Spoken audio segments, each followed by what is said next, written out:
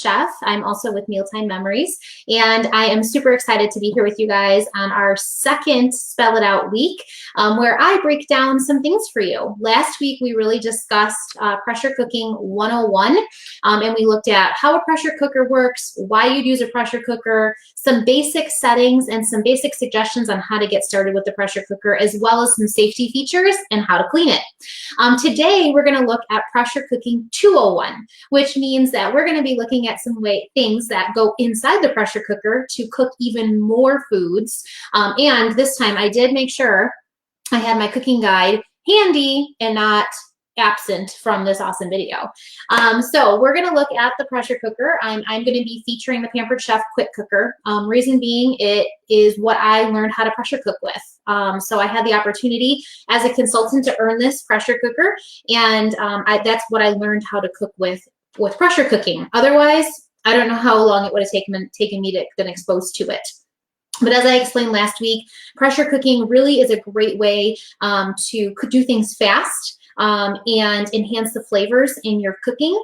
It also retains a lot of nutrients in your flavors, because the quicker something is cooked and the fresher ingredients you can use, the more nutrients that are retained for you and your body. So this is our pressure cooker. It is a 6-quart pressure cooker. There's smaller ones and larger ones on the market, and this one specifically has 16 settings. So let's look at some of the accessories that you can get with your pressure cooker after, of course, you purchase the initial set. The initial set comes with actually a little footed rack. And look, I missed this last week, and now this week my other one's upstairs because I cooked eggs on it just a couple days ago. It's a little footed rack that 3 feet. It comes with the pressure cooker, and it will elevate things off the bottom of your inner pot. Your inner pot is stainless steel, and there are some things you don't want just resting in the bottom of it, because it does get super hot because of the heating element inside of here. So when I do just a handful of boiled eggs, I rest them on top of the little, we call it a pizza table, because it's a 3-footed little rack, and it elevates it off of the bottom out of the water and steams them very well. All of the accessories that you're going to see actually sit on top of that elevated rack. There's really nothing in here besides the larger steamer basket that actually will sit straight in the bottom of the rack. All of these accessories are fitted for a 6-quart pressure cooker, okay? So that's that. So the first thing we're going to start with is something that most people start with, and it's the ceramic pot, okay? It comes with a great little handle here so that you don't have to foil sling it or try to reach in there and grab it out. It also comes with a great silicone lid, because you're going to want to cover some foods in here while they're cooking so it pressurizes and steams them appropriately. Obviously, though, the ceramic pot is ceramic, and it is really, really nice because it is beautiful to serve out of as well as cook in. Things that you would cook in here would be things simply like potatoes, rice, vegetables, quinoa. And the cool part is what you can do is you sit this on top of the 3-footed rack. And if you wanted to, you could also cook protein right underneath it. See, cooking 201. My favorite recipe to start cooking with the ceramic pot, and experimenting with protein on the bottom and a side on the top, is this recipe here. Let me grab it. It's the chicken teriyaki and rice recipe that comes with your quick cooker guide. So chicken teriyaki and rice. And this one really demonstrates how you cook the protein on the bottom. You're going to put your pizza table in, and then you're going to put your ceramic pot right on top with the lid and cook rice on top of it. So you're cooking all in one. There's no extra dishes. It's all in the pressure cooker. And as far as setting the temperature, what setting you set it to, you always set it to the longest setting that it needs, okay? So for this one, it would be the chicken poultry setting, okay? So this one would be set to that one so that we can make sure that the chicken and poultry is finished, and then the rice on top will be done as well, okay? So that's a really great way to experiment with this. You can also do potatoes in here. We've done mashed potatoes where you peel and dice potatoes, put them right in there, and then you can mash them right in the bottom of the ceramic pot and, again, serve out of that. Vegetables, quinoa, you can do as well. And you can get a little bit more creative too. You can do a meatloaf in here. So you're going to press all your meat in here. You're going to lower it into your inner pot, and you're going to pressure cook meatloaf in here. You could even do like taco pies. You could do a cake. You could proof bread. I actually proof bread. So this guy has a proofing setting, which means it makes it rise quicker than just sitting like on your countertop. Because it creates that moisture for the yeast. And you can put your bread in here and then you take it out after it proofs and you throw it right in the oven because this is oven safe as well, okay? So the ceramic pot is one of the first investments a lot of people make for a pressure cooker after they've bought themselves a pressure cooker. So that's the first accessory and some great recipes you can do with that one. The next accessory that a lot of people I find buying themselves are the egg racks or the egg steamer racks, okay? They come either in a set or by themselves, and they fit 12 eggs a piece, so you could do 24 eggs at one time, and they fit perfectly in there. The great part too is they come with their own little handles, so you can just lower it in and not have to worry about any kind of reaching in with your hands or doing a foil sling or anything like that. The other great thing that these are used for is I love making little sous vide cups or little like berry cobbler cakes or little puddings. You can do little puddings too, homemade pudding in here. And a lot of that is found in this quick cooker guide, including the chocolate pudding recipe. And where is it at? Oh, it's not in this one. It's online because it's a newer one. Berry cobbler cakes, which are a lot of fun and fluffy and yummy. And it's amazing how it gets steamed. And you could fit 6 of these 1-cup prep bowls on here, 2 layers, so 6 total with their little silicone stretch lids. And you have yourself a really easy dessert or sous vide cups to make yourself for breakfast. So you can make yourself a week's worth of breakfasts in here as well. So that's the next purchase that I see people buying often, especially when they start to realize they love pressure cooking and they want to do a lot more food at one time, and they get involved with our egg cooker racks. So that's that accessory. And then we're going to get into our springform pan. The springform pan, I've made plenty of cheesecakes in here. Yes, pressure cooker cheesecake is amazing. And I actually have never made an oven cheesecake because the whole water bath thing and all that has always really intimidated me. And so when I learned that I can make a cheesecake in the pressure cooker in 40 minutes without having to worry about it, game on, okay? So that one is in here. It's actually a strawberry cheesecake recipe. And what I love about it is it gives you directions on how to do a strawberry fruit, or like the strawberry topping, and you sear that in the bottom of your pressure cooker. So first you would do your cheesecake, and then after your cheesecake is done and cooling and resting, you would then set it to sear, and you'd sear your strawberries and sugar and water in the bottom here to make your topping and thicken it up, and then put it over the top of your strawberry cake.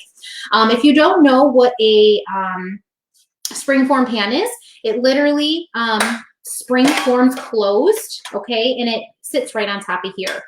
So this has the open piece here. You're going to stick your bottom plate in, and that's where your cheesecake crust is going to go. And then you lock it closed, and it essentially seals closed. Now, what else can you make with a springform pan? A lot of what you can make in the ceramic pot. The great thing about the springform pan is instead of scooping it out of the ceramic pot, you can actually release the sides of this and have it built up like the cheesecake, because you could definitely still make a cheesecake in the ceramic pot.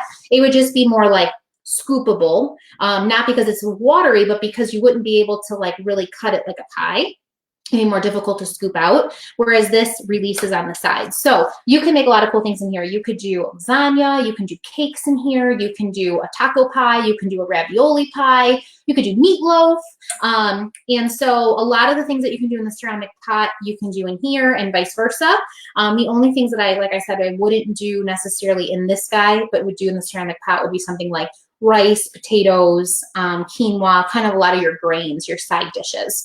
So there is value definitely having both of these. So that is our springform pan that you can get as well. All right, one of our newer accessories that just came out are our steamer baskets. They actually fit inside of each other, so you can do 2 levels of steaming at the same time. My very, very, very favorite thing to do in here is steaming raw shrimp in the steamer basket. It takes 0 minutes. Yes, that's a real thing with Pressure Cooking 201. What you would essentially do is you would set your steam for 0 minutes, and the time that it takes to come to pressure is the time that it takes to cook the raw shrimp. And it is perfect. It is tender, and it's got like a good bite to it, and it's fully pink. It's great. The other thing you can do in the steamer baskets as well I'm a microwave girl. I steam my veggies in our micro cookers all the time, but you could also do fresh and frozen vegetable steaming in the pressure cooker as well. And that would be also a 0-minute timer for frozen vegetables.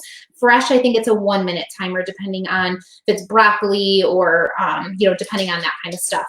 But the Quick Cooker Guide tells you that. If you go to the very front, it has a whole list of different vegetables, and all the vegetables have different times. And you can also obviously use the steamer baskets so that it really encompasses them, or you can double layer. The other recipe I love to make with the steamer baskets is actually called an Oktoberfest. It's called a one-pot Oktoberfest. And you steam your potatoes and your carrots and all your spices and your sausages all within the steamer baskets and underneath. It's crazy. So one-pot meal, one-pot Oktoberfest. It's wonderful in the pressure cooker as well. It really enhances all of that great German flavor. You use beer and mustard and all that. Oh, just one of my favorites. Love it.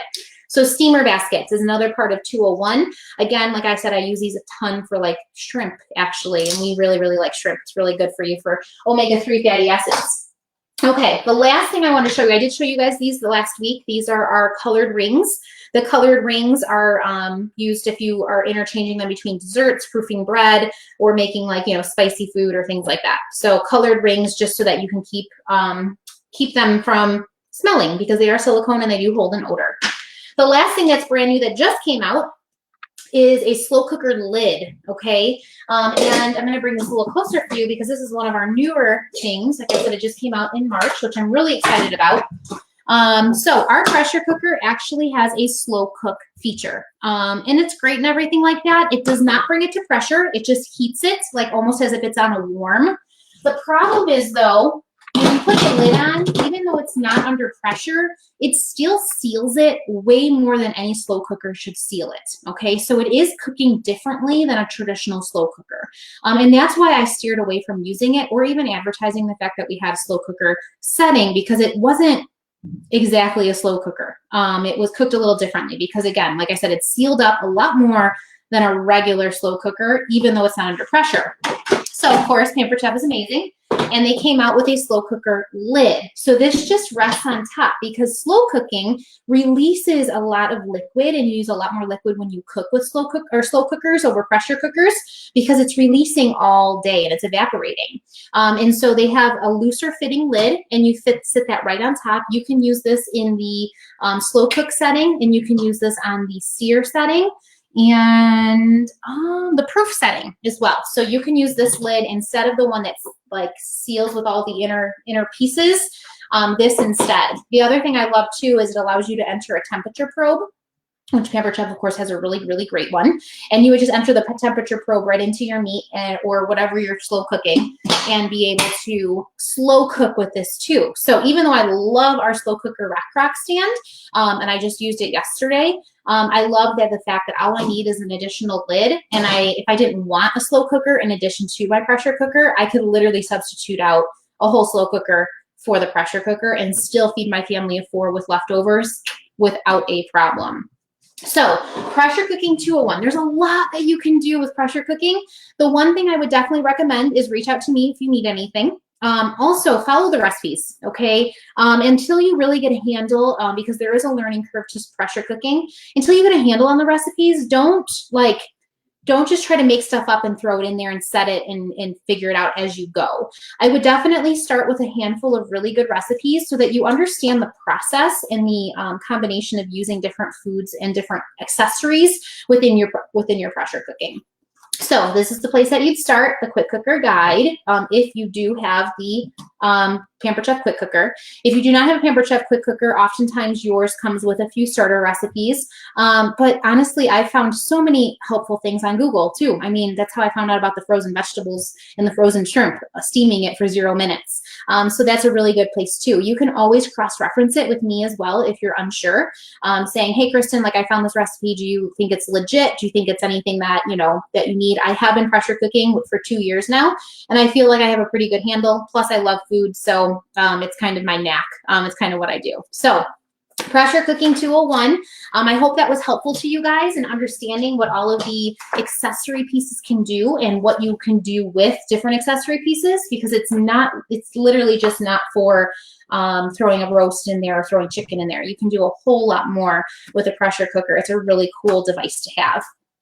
So if you missed Pressure Cooking 101 and it explained a little bit about why we pressure cook and how we pressure cook and all that kind of stuff, go ahead and watch that video from last Wednesday, Spell It Out Wednesday. If today was Pressure Cooking 201, next week we're going to start a new little 2-part series for air frying because everyone is really getting into air frying and it is super, super awesome to have in the house. We absolutely love our air fryer. It's probably our most used tool lately, besides maybe like our cold brew maker, which we use like almost every other day. So we're going to start a 2-part series next week, Air Frying 101, Air Frying 201, and then we'll move on from there. So I hope you guys have been enjoying this, and please share it with your friends. If they need some help or guidance, or they need somebody, or they just need a little bit of extra spelling it out, just a little extra help. I hope you guys are having a great week, and I will catch you next week. Bye, guys.